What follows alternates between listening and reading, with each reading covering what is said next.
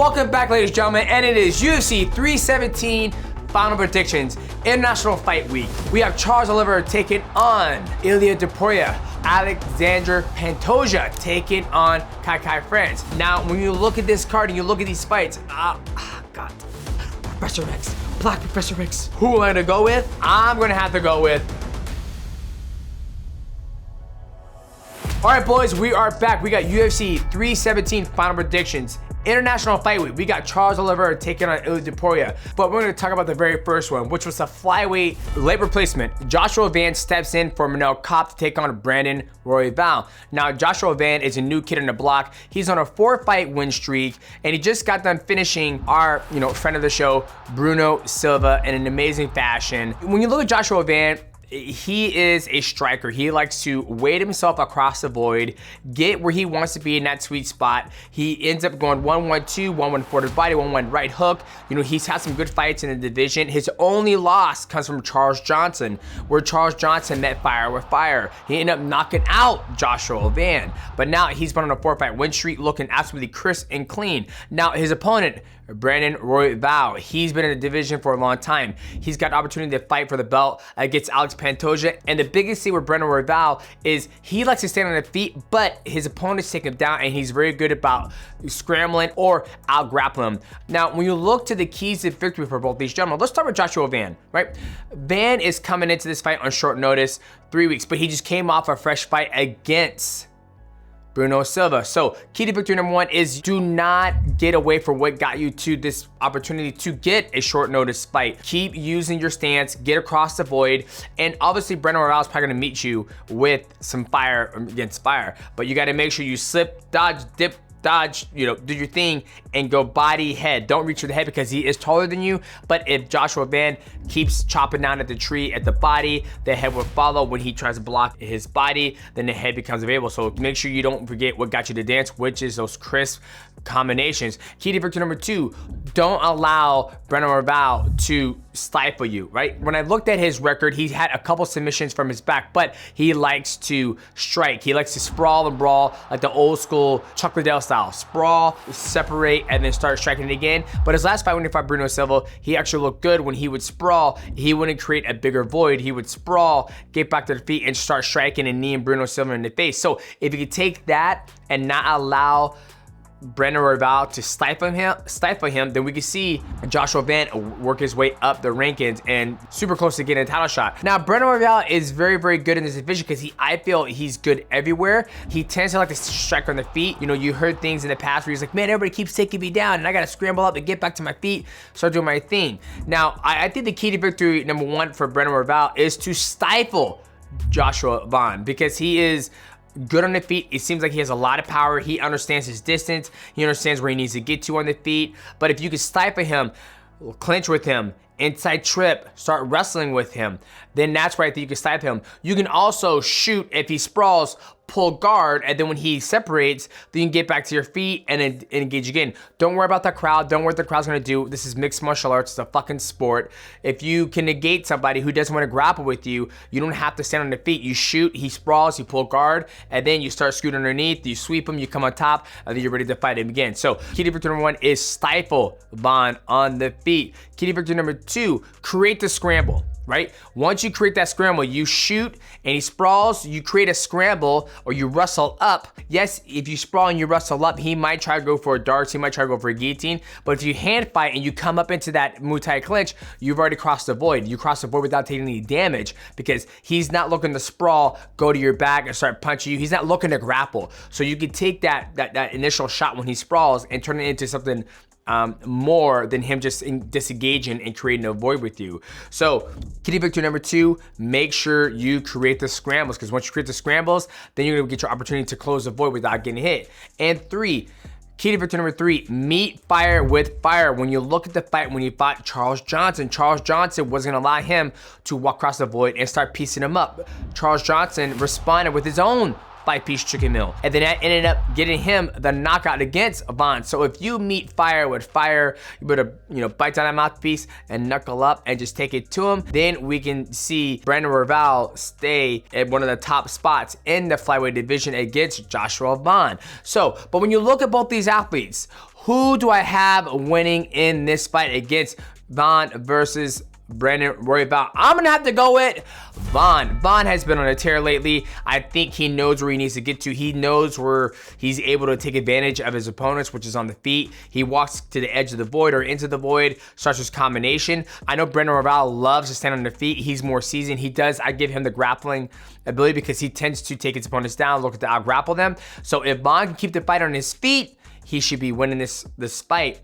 Or if Vaughn gets hurt against Brandon Royval, then we see Brandon Royval take it to him. He does have the championship experience, but right now I feel like Vaughn's on a hot streak. I think everyone wants to see what he can do in the flyweight division. He's only got one loss in the UFC. So for that, I'm gonna have to go with Joshua Vaughn. And now when you're talking about UFC 317, you guys gotta know that this video is sponsored by PrizePicks. Now PrizePicks is a daily fantasy sports game we play directly from your phone. It's very simple. Get your phone, go to the App Store and download PrizePicks. And when you do that, use my promo code MIGHTY. Amazing promotion right now. You play $5, make your lineup, mixed martial arts, Valorant, CSGO, you name it, they got it. You're gonna be $50 no matter what happens in that event. UFC 317 is this Saturday. And I'm gonna tell you guys what I locked in already because I just like to lock it in before your boy travels to Vegas. So we got Nico Price.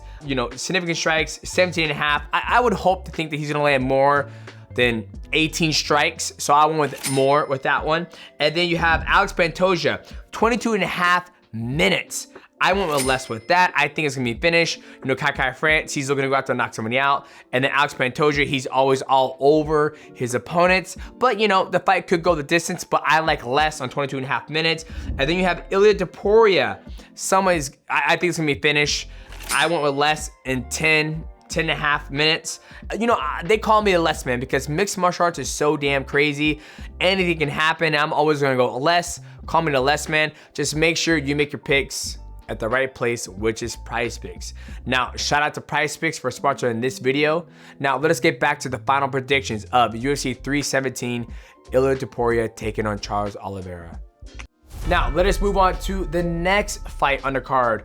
Renato Money Moicano. I cannot afford to lose. Taking on Dariush.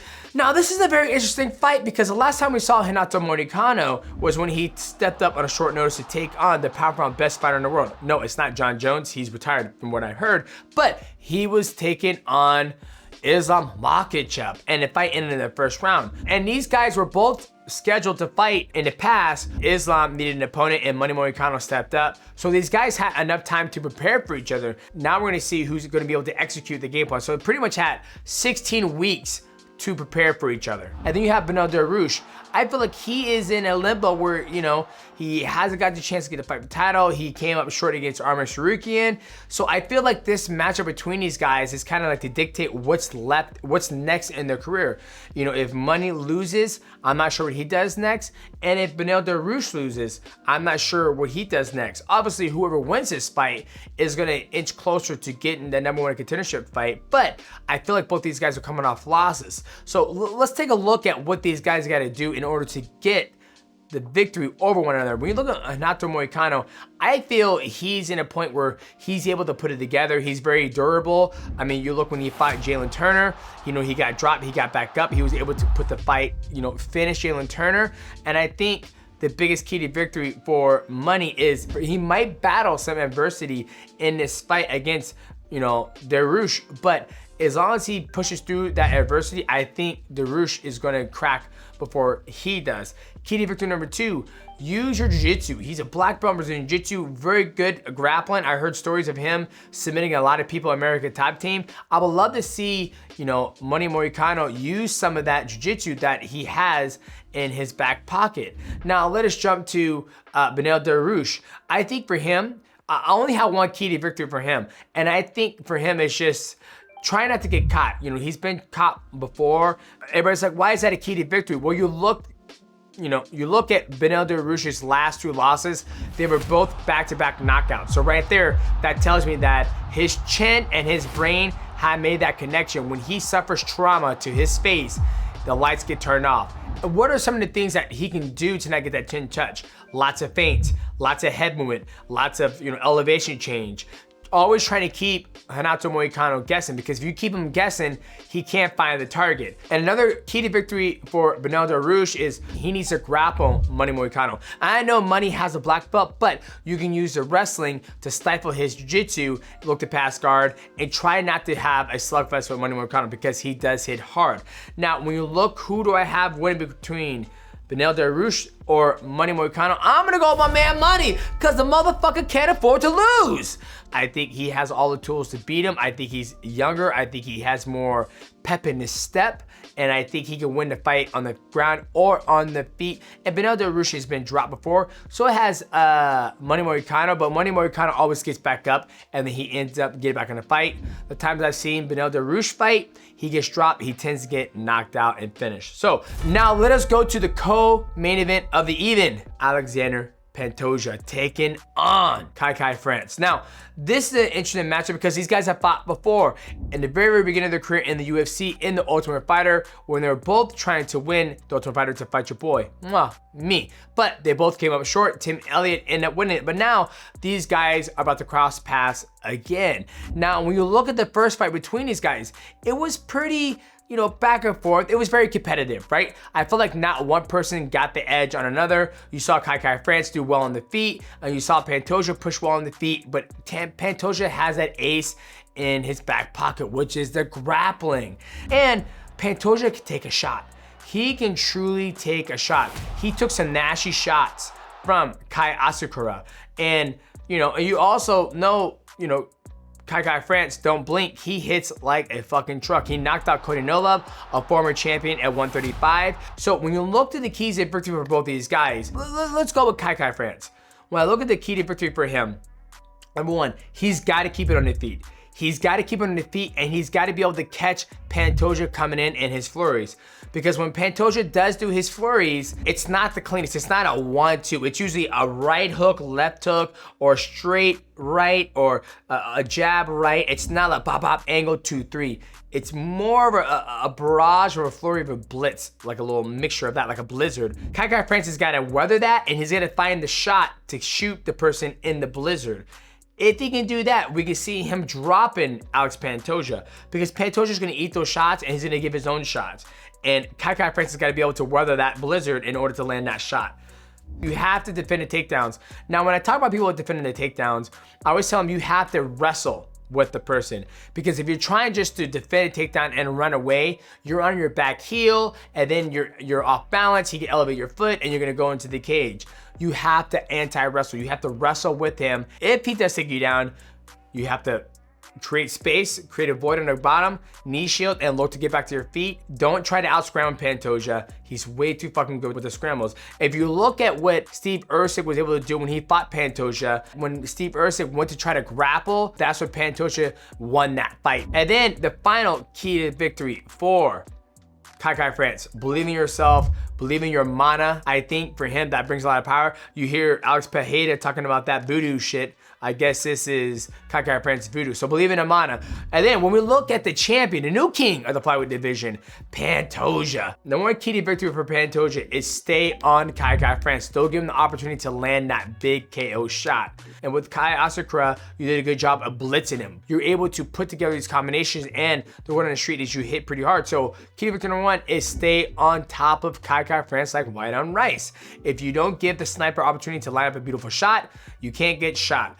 Key to victory number two, take the fight to the ground. We know you have that beautiful black belt, and we know where you want to be in this fight. You want to be on his back with a beautiful body triangle, locking up that choke. So take the fight to the ground where you have the biggest strength ability. Key to victory number three, manage your gas tank. I feel like the only time I ever see where you have a little struggle in your fight is when you fight someone who's more athletic. When I saw Pantoja fight Brandon Moreno, or when you fought Steve Erceg, you saw he had a little hard time to keeping up with them. That was on the feet, but when they started grappling, you saw your gas tank kind of come available. So when you look at these two gentlemen, I picked against KKF last time, and he says, you picked wrong, mate. You shouldn't have picked against me. Don't blink. I have never picked against Pantoja, and I'm not gonna do it yet. So I have Alex Pantoja winning this fight against KKF. And the reason why, obviously both these guys can win the fight. They're both super skilled. KKF has got to keep the fight on the feet. He has to stay off his back for 5 rounds. And that's gonna be very hard to do when nobody's been able to do it against Alex Pantoja. Now with Alex Pantoja, he's just gotta get the fight to the ground. Once he gets the fight to the ground, then he's gonna be able to have his way with KKF. And for that, that is why I'm gonna go with Alex Pantoja. And Alex Pantoja also can strike on the feet. So I always like grapplers over strikers. And for that, I'm gonna have to go with Alex Pantoja. Now, let us look at the main event. Ilia Topuria taking on Charles Oliveira. Now this is an absolute fucking banger. Now when you look at these guys, they're both finishers. They both like to stand on their feet. Obviously, Charles Oliveira has that black belt in Brazilian Jiu-Jitsu and he loves to take the back, look at the body triangle, especially since he is fighting somebody who is a lot shorter than he is. When we look at Ilia Topuria, he's no slouch on the ground either. He's fought guys like Ryan Hall. He's also got a beautiful sprawl and he also has some jiu-jitsu in his back pocket as well. But when you look at both these guys, the biggest thing is one of them gets hurt all the time and one doesn't. The only time I've ever seen Ilia Topuria in trouble or hurt in any of his fights is when he fought Jay Herbert. But what did he do? He weathered the storm, he battled adversity, made adjustments, and ended up knocking out Jay Herbert. Nobody knows where the fuck Jay Herbert is. He's all gone now. But anywho, when you look at Charles Oliveira, the only time he seems to have any trouble when he's fighting is when he's on his feet striking against his opponents. You look at his fight against Justin Gaethje, Dustin Poirier, Islam Makhachev, Michael Chandler. This is a very intriguing fight because I feel Ilia Topuria is going to be able to hurt Charles Oliveira and he's not going to just let Charles Oliveira go to his back. You're going to see Ilia Topuria go, follow him into the guard, look to pass his guard, look to submit him, pass his guard, then submit him. So let's take a look at the keys to victory for both these gentlemen. Let's go with Charles Oliveira. Charles Oliveira, key to victory number one is that he has to use his shooter box. He has to walk forward with that high guard, look to throw those high knees up the middle, or that high kick. Almost take a blueprint of Jay Herbert, how he was able to hurt Ilia Topuria because he does have the height advantage and Ilia Topuria does keep it low. He likes to stay low. So when he's bobbing and weaving on the X and Y axis, you can throw a knee up the middle and hopefully you could time it. Kind of like Dan Hooker back in the very beginning of his career. Key to victory number two, if you do get hurt, get ready to let Ilia Topuria come in your guard and stifle him. Stifle him, work the grappling and try to get his back, lock up the body triangle and slow down the fight. Because once you're able to slow down the fight, use your jiu-jitsu, I feel that's his best way to the victory. Or key to victory number three, fuck it, let's bang. Now I gave those 3 key to victories for Charles Oliveira and they kind of contradict each other, right? But it's a title fight, it's 25 minutes. Sometimes when you go in a title fight and you be so damn strategic, you try to follow a game plan, you try to do this. Sometimes you have to get emotional in order to have those other 2 key to victories work for you. Because if you get in there, you fucking just, when you meet fire with fire, those are when the opportunities present itself. You get in there and you say, fuck it, you're up here, you're talking all this shit, we're gonna fucking bang. You start banging and between that banging, you go back to your technique and then you catch people, right? Another way to put this is that Matt told me I thrive off of fighting, forcing the fight and fighting in the chaos. Meaning that, yes, I am super technical and I'll win a fight on being super technical. It's just gonna take me longer to get there.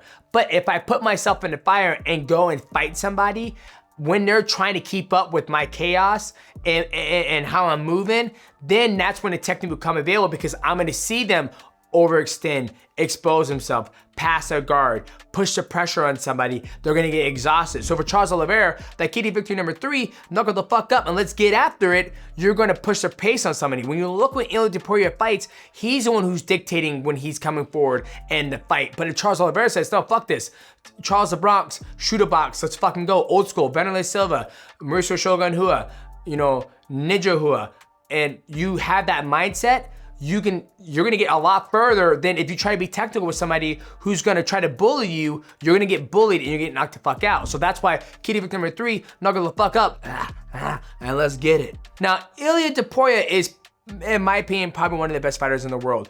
He's gonna look to cross that void with that high guard and looking at X and Y axis, checking the kicks and sashaying it. So key to victory number 1 for Ilia Topuria is get to where you need to. If you're able to cross the void, get to the spot you need to, which you always do in all your fights against Max Holloway, Alex Volkanovski, he gets there, he's gonna unload a 5-piece chicken meal. And he's gonna go body, head, or head, body. He'll go 1, 2, follow behind, and then do a 3 or 4 punch combination. So key to victory number 1 for Ilia Topuria is get to where your sweet spot is. Find your sweet spot.